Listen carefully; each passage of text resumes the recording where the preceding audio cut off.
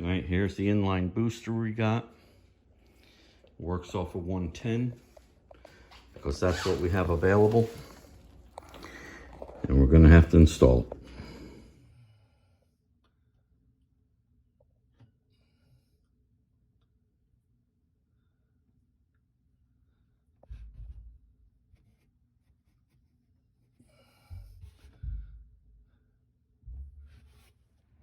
Okay, this is that gooseneck. Gonna look underneath, and you see it has a screen.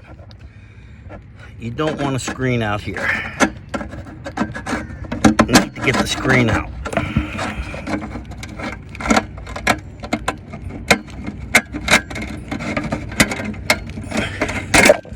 It's the main reason it clogs.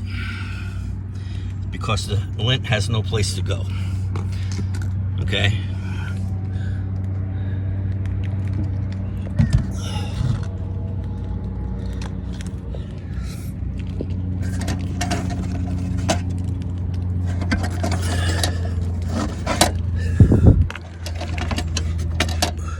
Put that up in there.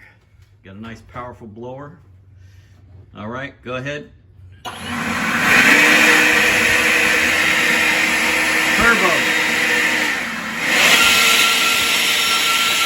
Yeah.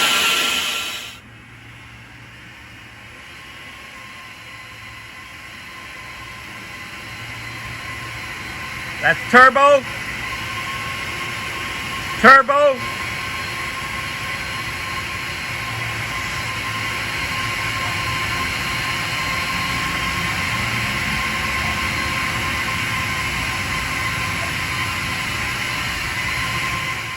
Put that up in there. Got a nice powerful blower. All right, go ahead. Turbo.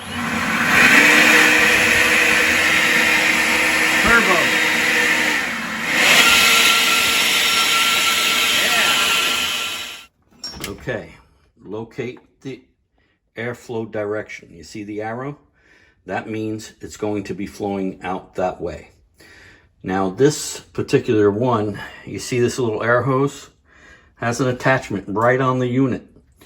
You put that on, and while it's plugged in, it doesn't turn on.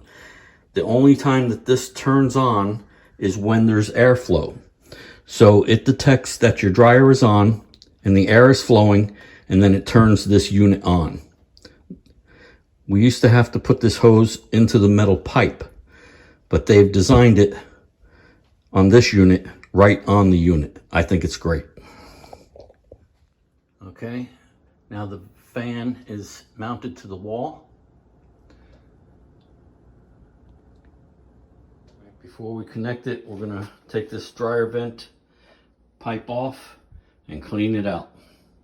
Okay, now we got it all hooked up back to the dryer. We cut some wire out of the shelf, and now we have it all connected. We put a clamp on the bottom. I use the duct tape on top. Duct tape. All right, let's push the dryer in, start it, and see how it works. Okay, everything's connected to the new booster fan. All right, we're gonna start the dryer.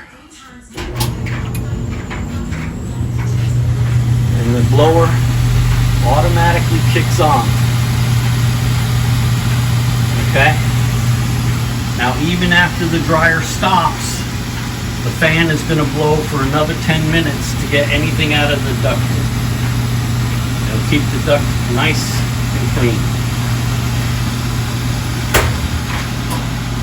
So even though we stop the dryer, the duct is going to run. All right, Building with Papa. Like, subscribe, and ring that bell. Give me a thumbs up. See you on the next one.